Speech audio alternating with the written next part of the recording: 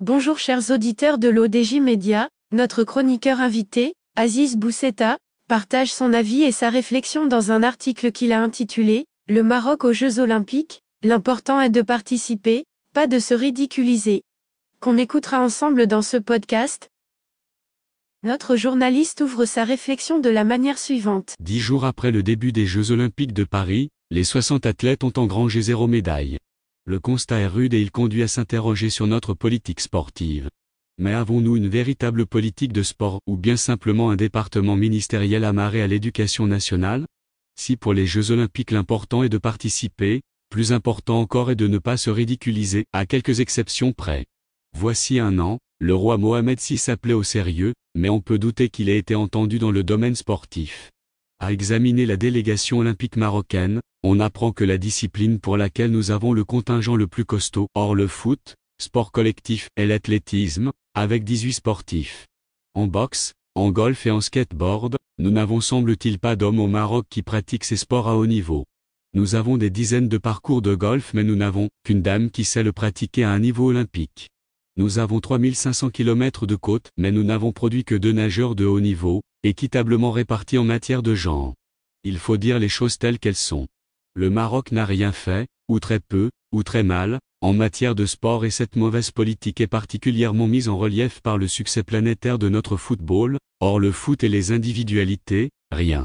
Le Comité national olympique marocain, ou CNOM, compte des dizaines de fédérations, dotées de beaucoup de moyens, mais qui affichent toujours des résultats moins que moyens. Notre chroniqueur invité continue de la manière suivante. Un membre fondateur du CNOM et titulaire de la médaille d'argent de l'ordre olympique, Omar Boussetta, avait dit voici quelques années, 3500 km de côte et presque aucun nageur, 36 millions de personnes mais aucun qui court très vite, qui lance une pierre le plus loin possible, qui sait faire de la gymnastique convenablement, ou qui tire bien. Qu'avons-nous fait tout ce temps? Réponse, nous avons attendu qu'il y ait des individualités comme Saïd Aouita, Neza Bidouane ou Hicham El Guerrouj en matière sportive, Aziz Daouda ou Nawal El Moutawakel dans le domaine de l'encadrement technique et de la politique sportive. C'est tout? C'est tout. Dans un récent statut Facebook, le journaliste Abdel Atourabi explique ne pas comprendre cette déception des Marocains face à la contre-performance de leurs athlètes à Paris, sachant que nous ne sommes pas une nation de sport, où le sport serait partie intégrante à la culture du pays. Pas de piscine, pas de surface de jeu collectif, pas d'entraînement ni de sélection de jeunes. Pour Abdel Atourabi, il ne faut pas s'étonner de la contre-performance, voire pas de performance, des Marocains. Vraiment? Regardons les chiffres officiels du HCP sur les installations sportives dans le pays.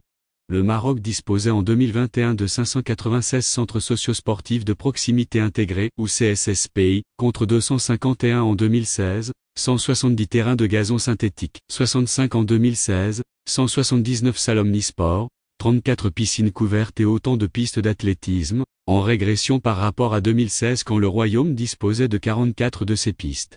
Quant aux dizaines de fédérations, toujours selon le HCP, elles regroupent 378 000 adhérents, 3600 clubs et 199 ligues.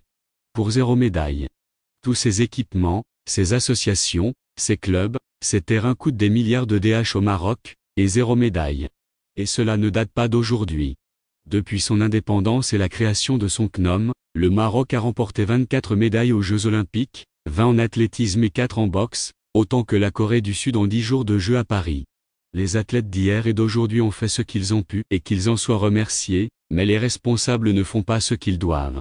Et pourtant, la Constitution, en son article 26, dans le titre 2, Liberté et droits fondamentaux, dispose que les pouvoirs publics apportent, par des moyens appropriés, leur appui, à la promotion du sport, et le roi Mohamed VI, en 2008 déjà, avait adressé une lettre au monde du sport où le souverain dit, en substance, ceci, on ne saurait atteindre l'objectif de promouvoir le sport, qu'en dépassant les dysfonctionnements qui le pénalisent.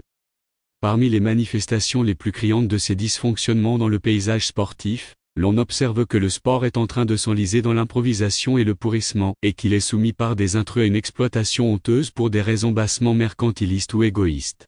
Il faut relire cette lettre, et surtout les dirigeants en charge du sport. L'auteur termine son article en ces termes. Aujourd'hui, avec les Jeux Olympiques de Paris, les Marocains sont déçus, comme d'habitude, et comme d'habitude, ils seront gentiment amers, aimablement critiques et puis s'en iront sereinement vaquer à leurs occupations. En un mot, ils sont indifférents et c'est la prix des sanctions possibles, car les mêmes personnes aux mêmes fonctions, avec les mêmes résultats que toujours, ne pourront rien apporter au sport national, mais qu'ils sachent, eux et ceux qui les élisent à leurs fonctions, qu'un Maroc aspirant à l'émergence ne peut pas prétendre à grand-chose sans posture sportive internationale. Il n'est pour s'en convaincre qu'à regarder ce qu'est parvenu à faire notre équipe de football au Qatar et en France, et ce qu'en ont gagné les Marocains comme notoriété, intérêt du monde et liesse populaire. Pourquoi la reddition des comptes, et on ne parle même pas des comptes financiers, mais seulement des résultats sportifs, ne concerne-t-elle pas le sport? Pourquoi les partis politiques ne s'intéressent-ils pas, mais alors pas du tout, au sport? Que font les maires et les mairies pour identifier, sélectionner et accompagner les champions en herbe parmi les plus jeunes? Le ministère de l'Éducation nationale, en charge du sport, et celui de l'enseignement supérieur, ont-ils conçu ou même simplement pensé à une politique de recherche et sélection de talents sportifs? Dans l'attente de réponses à ces questionnements, contentons-nous de nous régaler du spectacle de ces Jeux Olympiques dont le réinventeur Pierre de Coubertin avait dit que l'important est de participer. Nous le prenons au mot, mais moins vite, moins haut, moins fort que les autres, nous méritons mieux, disait-il. Rédigé par Aziz Boussetta. C'est tout pour aujourd'hui sur R212. On se dit au prochain podcast de nos chroniqueurs invités, restez à l'écoute pour plus d'actualités. Et merci de nous avoir écoutés, à très bientôt.